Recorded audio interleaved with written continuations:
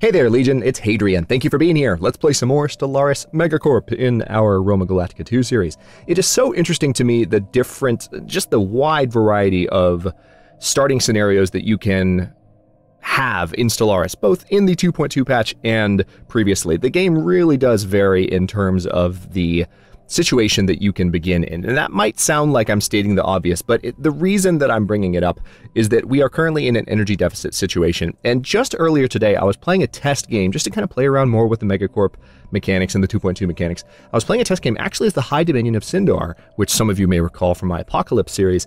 And there's just so many systems in that playthrough that are surrounding my start location that have energy mining opportunities. And in this playthrough, we haven't really gotten that, and I'm really looking around with my science ships. Ooh. Oh, okay, you met some hostiles here in Helam. I need to go ahead and give you...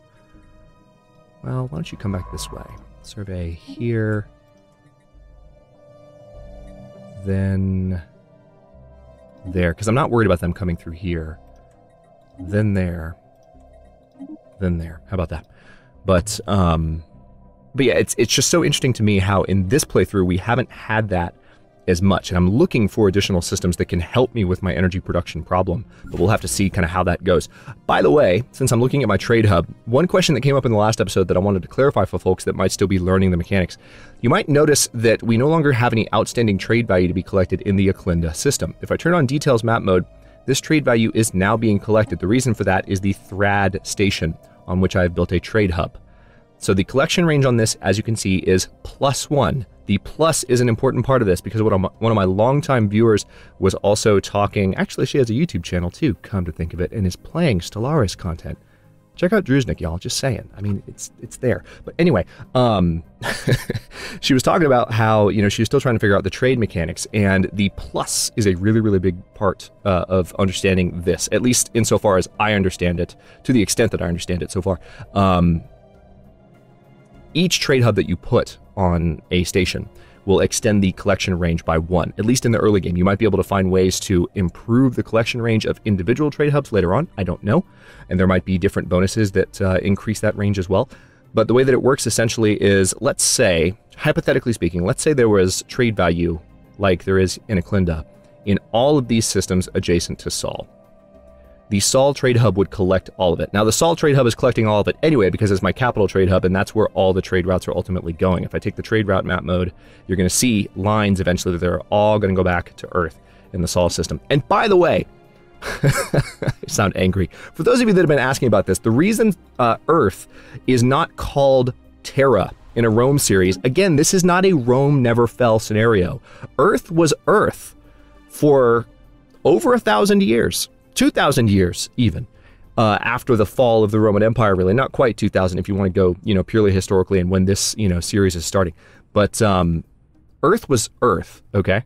And, you know, then kind of Rome reemerged. So if this was a Rome never fell scenario, yeah, sure, we'd call it Terra. But no, we're not going to call it Terra since, you know, this is not that kind of a scenario. Anyway, I digress. That is where all of the trade value from our various trade hubs is going. So we're going to look around and see if we can find some more energy as soon as possible. The trade that we are collecting, the trade value, is being converted to energy, but it can also be converted to other things. Okay, so let's take a look at our construction ships here. We have this construction ship. What are you doing? You know what? No, you need to go here right now, because we need to get both of these in my territory ASAP. So I think what I want to do is have you come here. Let's have you build a mining station and research stations, and then you can build research station in Camglaria. That's fine.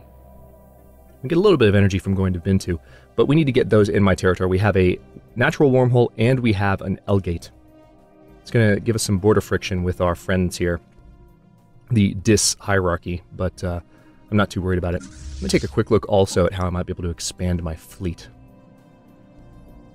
Right now we have 16 fleet power, 12 ships altogether. What if I went... $10 and $6?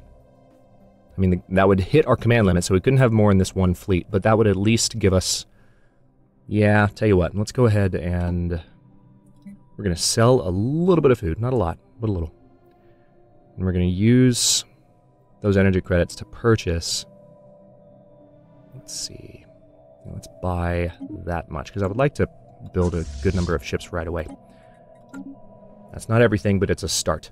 Now, we also are going to need alloys to, tell you what, let's do that again.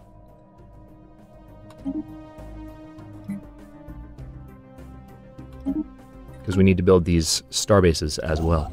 So let's go ahead and get you in our territory, and we need to get Bintu soon as well.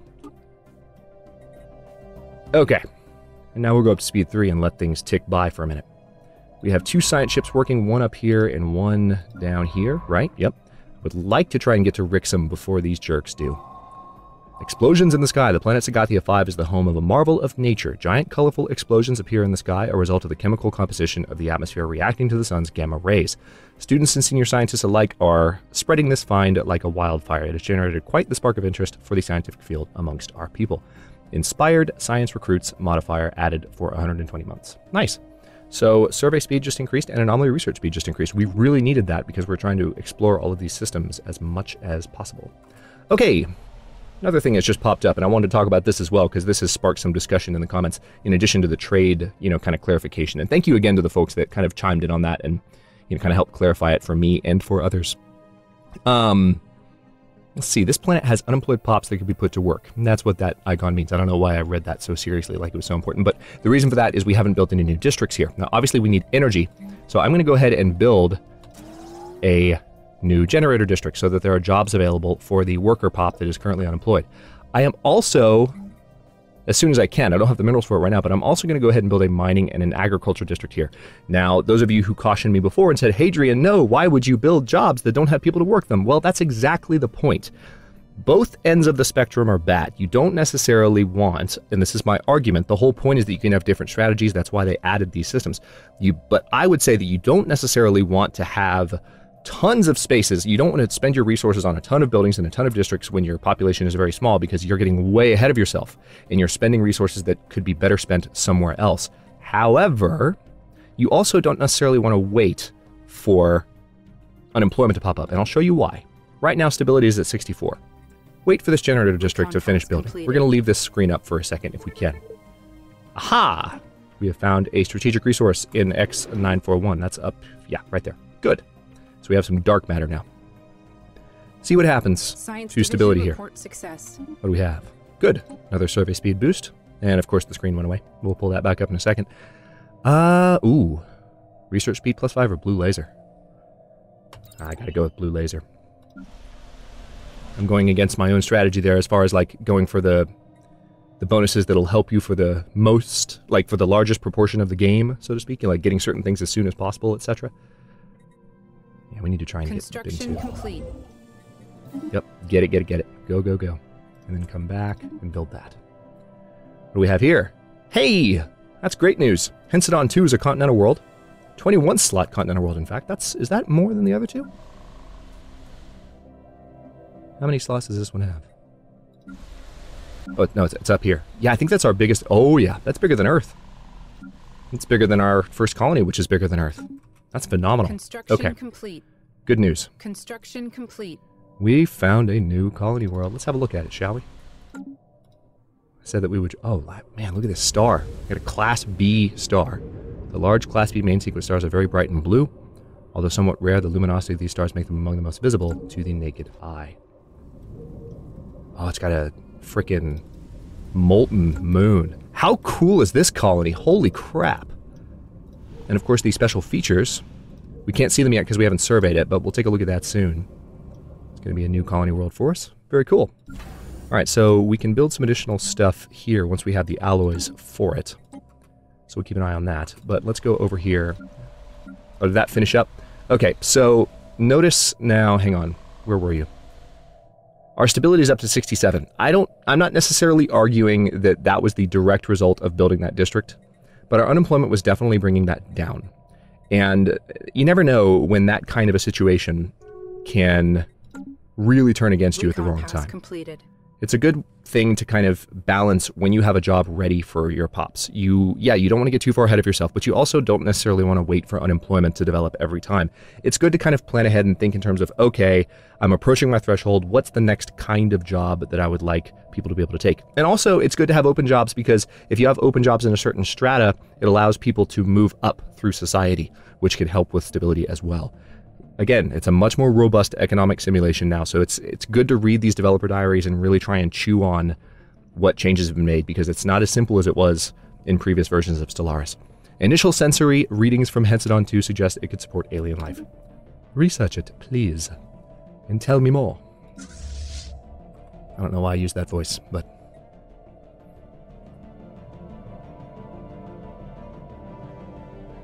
Excellent. The Bin2 system is ours. Let's tell you what, go ahead and build those mining stations there first, and then take care of that. I did a control shift click there, so they're going to take care of that immediately. And then we have some stuff to do up here, but we will officially be able... Oh yeah, I'm excited. Need to get that starbase. Oh, this looks new. At first glance, Hexadon 2 seems to be inhabited by a diverse plethora of life forms coexisting in an ecosystem similar to our own, in which nutrients cycle the food chain through photosynthesis, decomposition, and predation. Upon closer inspection, however, the crew discovered that though all living things on Hexadon 2 developed as individuals first, they now, by mysterious design, operate as a single organism. An organism that responds to all outside interference with fierce and indiscriminate... Oh man, indiscriminate aggression. That's the colony world that we were looking at. So, dangerous wildlife and savage wildlands. So they've got hostile fauna. Habitability -10, happiness -5. Holy crap, what a planet. Alright, so they've got hostile fauna. That's really... I'm still going to colonize it. I mean, hell yeah, but let's take a quick look. Dangerous wildlife. So we'd have to clear this.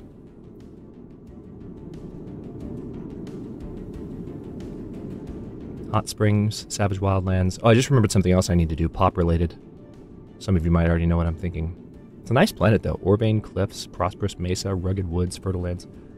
It's a beautiful planet. All right, so one thing I haven't done yet, unless I did it in the last episode and I forgot, which is entirely possible. Let's see. Yeah, sprawling slums.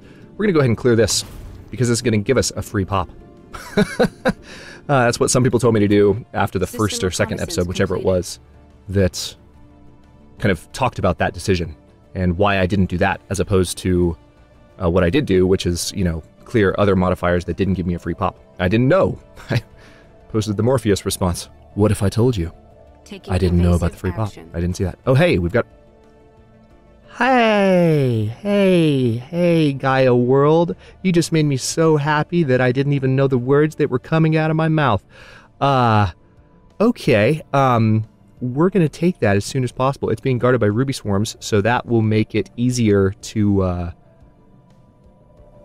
Wow, okay, amazing. That will definitely make my life a little bit easier. Why don't you go here for sure?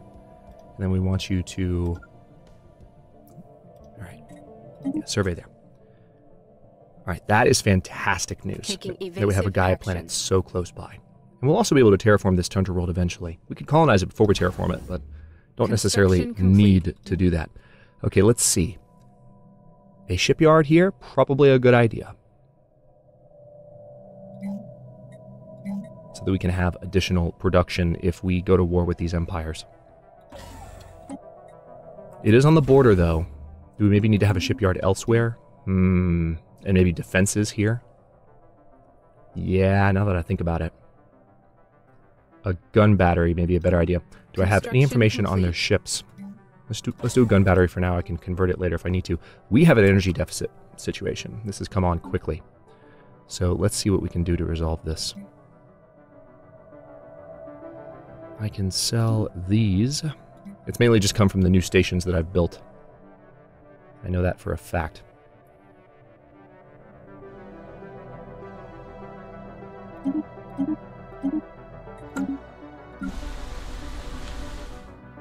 Alright, so we have a couple of pops. It's going to be a second before we can do more buildings here. Of course, it's districts that we need to focus on to increase energy production, which requires more pop growth. We almost have a fresh pop on Earth, on Colonial Aurora, though, so that will help Foreign powers somewhat. are engaging in active hostilities. Interesting. Okay, so they're at war right next door.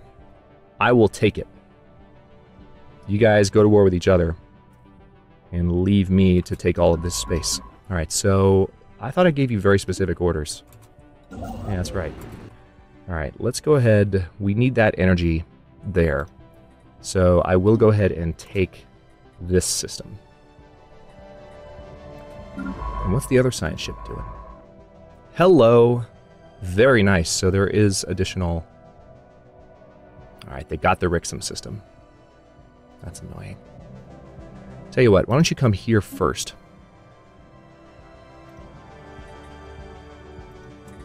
And then there. And then come back and survey here. Because it's Sagathia that we need, ideally. Construction Because of the volatile motes. I don't know if we're going to get them at this point. Complete. They're pretty aggressively trying to expand in the same direction, but we can at least lock down maybe the... Oh, God. Obiskuk. Obiskuk. Oh, hello. The shattered remnants of an ancient ring world encircle the star of the Asmore system. Where's Asmore? Any planetary bodies that may once have existed here must have been used as building material during this megastructure's construction. No evidence hinting towards who originally built this marvel of engineering has been found, but it must have been the product of a very advanced culture. Amazing. Okay, so it is here. Cool. So that's amazing news. We have a continental world there, a Gaia world there, and a ruined ring world, which we can eventually restore. That's fantastic news, and it's also kind of up in a corner where it's hard to attack. So, good news for us. We just need to defend that space to the best of our ability. Good, and there is a... we can mine that star for energy as well. Alright, we need to come down here. Alright, you're looking at those stars. You need to come over this direction. So let's go ahead. We can put you on automatic exploration, and I'd want to do that, but for now, I want to make sure specific stars get surveyed. Alright, after that, we'll put you on auto. How about that? Alright, nothing else for that one to do. I think this construction ship can handle everything over here. Why don't we have you come down to Ambor so that we can start getting ready to convert that. Now, this building here, is there anything we can do to increase the trade income from here so that we have more energy? That's an interesting question. Again, it's interesting how differently games can start out. This is not a problem in the other playthrough that I had started. Alright, mining station there. And then we'll eventually need... We do not have a consumer goods problem, which is nice. You definitely don't want that. Our starbase in the Seozunu system reports that the Racket Industrial Fleet has evacuated and abandoned a decrepit ship, now in unstable orbit around the system's central star. One man's trash. Search abandoned carabiner ship. Okay, so it's here. And we need to bring a construction ship down to do it. So we'll queue that up and send them down. Anomaly found. Initial analysis of the asteroid's composition points toward potentially interesting finds. And it's easy. Go ahead and do it. Get it done. Get it done. Okay, now I could do additional... Construction complete. I could do additional stations, but I don't know that I want to until I've got my energy situation resolved. It appears that the asteroid PX40935 and the surrounding debris originate from a former planet. Deep within the center of the asteroid, we can find traces of extremely valuable alloys. There are also hints of bacterial life that has now died in the vacuum of space. This shows us that the celestial body once bore the promise of life. Sad day. But happy day in other ways. Okay, so we can't quite afford to build this last ship, but we will... Oh, just kidding. Yes, we can. There we go. Just kidding. Alright, there's that. Construction complete. Alright, our energy situation is getting better. Coil gun research is done. That's good news, too. See, mining station output... Alright, so this is just for minerals, right? Not for energy. It says mineral concentrations. Civilian fabricators turn minerals into consumer goods.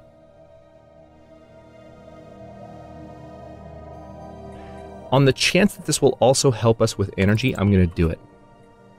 At the very least, it'll give us more minerals which we can sell for energy, so I'll take it. Strong energy emissions of an unknown origin make this asteroid stand out from the rest of the peers in its crowded asteroid fleet. Okie doke. I'm so excited about everything that's going on up here. It's really, really good news. Okay, so we can wipe these guys out now and take the helium system for ourselves, which would definitely lock down that territory for our own. We can also technically do the same to the Rodon system, but we don't have to worry about that as soon. Physics research, let's see. Fusion researcher, ooh, capacity overloaded energy grid, research station output. Yeah, let's go ahead and do global energy management. That seems like the sensible choice. We are still translating Explorer's texts. How much longer does that have? 73 months? Good lord.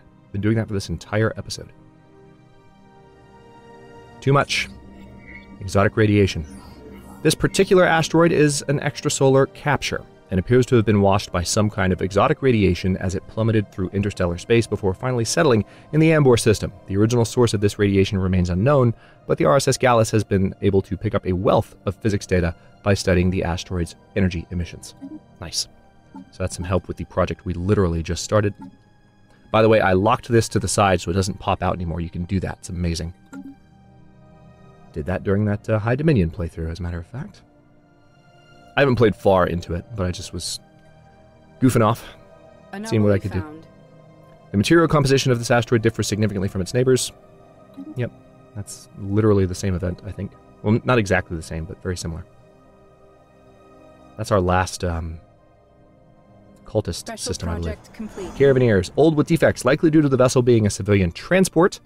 The shipboard databases were not fully scrubbed as part of the decommissioning process, so while nothing else of value has been found aboard the ship, our data scientists have managed to recover partial references to unknown alien technologies. Betharian refining. Hey, that's handy. Asteroid fossils. Oh, we got some society research. Fossils from what appears to be several species of aquatic animals have been found in the barren and airless surface of N014234. There are indications that the surrounding asteroid belt was created from the remnants of a shattered planet. Interesting. So this one right here in the Ambor system. And these findings seem to confirm that theory. Judging by the fossils, the planet supported life and was at least partially covered by water. Yeah, nothing else going on in the Ambor system at this point. So this would have been the only planet, the only candidate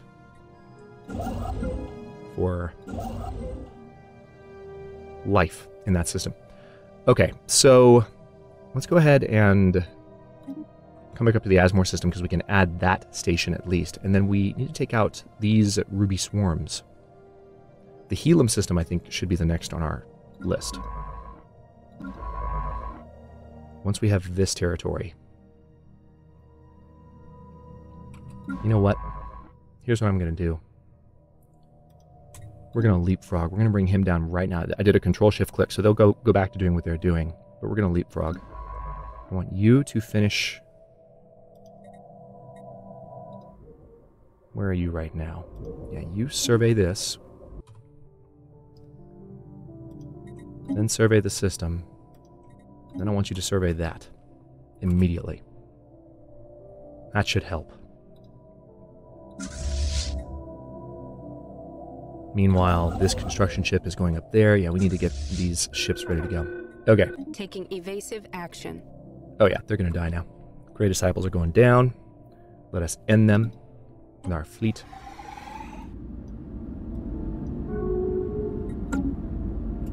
Alright, so the Akanan Citizen League has declared a rivalry. I think they canceled it a while ago and I just ignored it.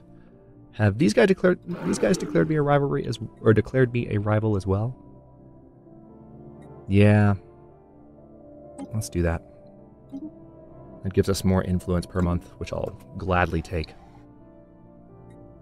What's our population situation looking like? Yep, it's going to be time for... I think another energy district, given our energy situation, is the smart thing to do here. And then there are tile blockers I can clear, which will give me room for additional... Once we have more energy, it'll give me room for additional mines, so we can produce minerals on that planet. Alright, you need to finish surveying Ambor so I can add that to my territory. Found. Backscattering spectrometry. There we go. Sensors indicate the presence of valuable substances beneath Dontar for A's noxious clouds. System reconnaissance completed. Good. Build a starbase. Toot sweet. Fleet action underway. And so it ends. Bye-bye. Battle debris. So there's a... Oh, we have a science project here. Now, wait a minute. I just gave you an order a second ago, didn't I? You're investigating that anomaly, but I told you to come here and take care of that. So I want you to come look at this research project really quickly. Then they're going to go do that, then go back to investigating that anomaly. I don't know why they did that. I gave that order. You guys saw me do it. But... Alright, how are we doing up here? You're still waiting to build this? Construction complete. I can technically fix that right now. Let's go ahead and sell some resources to where we don't run into more problems here. And then let's buy...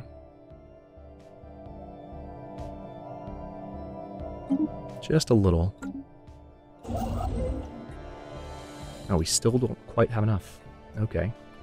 That starbase is just about to get built. And that's nice, because this system will provide us...